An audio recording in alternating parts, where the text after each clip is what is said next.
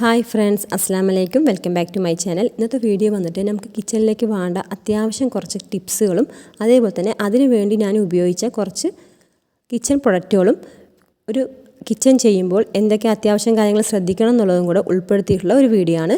അപ്പോൾ ആദ്യമായിട്ട് kitchen work ചെയ്യുന്നവർക്കൊക്കെ ഈ വീഡിയോ ഭയങ്കര യൂസ്ഫുൾ ആയിരിക്കും. എല്ലാവരും സ്കിപ്പ് ചെയ്യാതെ കാണണം.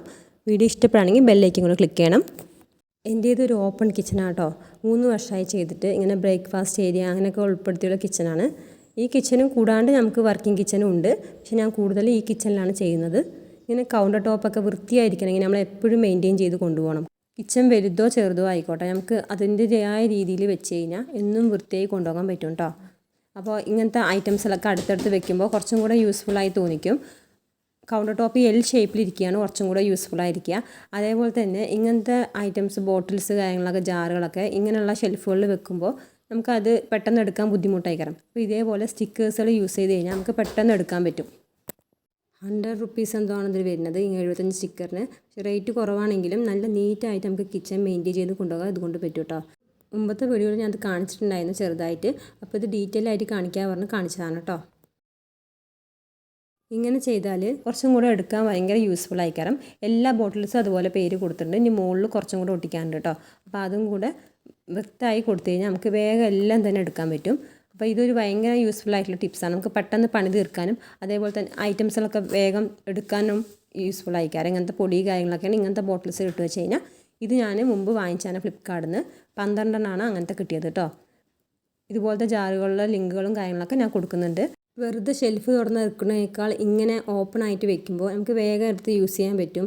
ഓപ്പൺ ഷെൽഫ് കൂടുതലും യൂസ്ഫുള്ളായി തോന്നിക്കും. ചിലവും കുറവാണ് കേട്ടോ അങ്ങനെ ചെയ്യുമ്പോൾ. അപ്പോൾ അങ്ങനെ ചെയ്ത് നോക്കി നോക്ക്. പുതുതായിട്ട് കിച്ചണൊക്കെ ഉണ്ടാക്കുന്നവരൊക്കെ ആണെങ്കിൽ ഇങ്ങനെ ഓപ്പൺ ഷെൽഫ് കൊടുക്കാൻ ശ്രദ്ധിക്കുക കേട്ടോ. ഇങ്ങനെ ഓപ്പൺ ഷെൽഫ് വെക്കുമ്പോൾ മുകളിൽ നമുക്ക് പാത്രങ്ങളൊക്കെ വെക്കാൻ പറ്റും.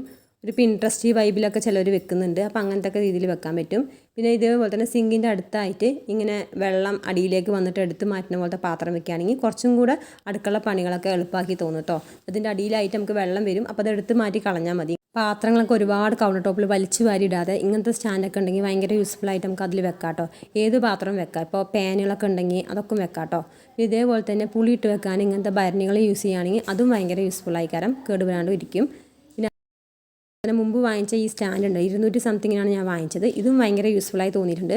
പിന്നെ നമ്മൾ വർക്കിംഗ് കിച്ചണിൽ ഇങ്ങനെ ബേ വിൻഡോ കൊടുക്കുകയാണെങ്കിൽ നമുക്ക് കൂടുതലും ഒന്ന് ഇരിക്കാനും അതേപോലെ തന്നെ എന്തെങ്കിലുമൊക്കെ സാധനങ്ങൾ വെക്കാനൊക്കെ ഭയങ്കര യൂസ്ഫുൾ ആയിരിക്കും. കുറച്ചും കൂടെ സ്പേസ് തോന്നിക്കുന്ന പോലെ ഉണ്ടാവും കേട്ടോ. ആദ്യമായിട്ടൊക്കെ വർക്കിംഗ് കിച്ചൺ ചെയ്യുന്നവരൊക്കെ ആണെങ്കിൽ ഇങ്ങനെ ചെയ്യാം കേട്ടോ.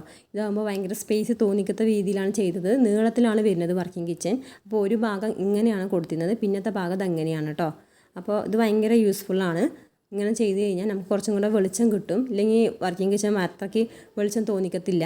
ഇങ്ങനെ വർക്കിംഗ് കിച്ചൺ ചെയ്യുമ്പോൾ സ്ലൈഡിങ് വിൻഡോ ഒക്കെ കൊടുക്കുമ്പോൾ ഭയങ്കര യൂസ്ഫുൾ ആട്ടോ.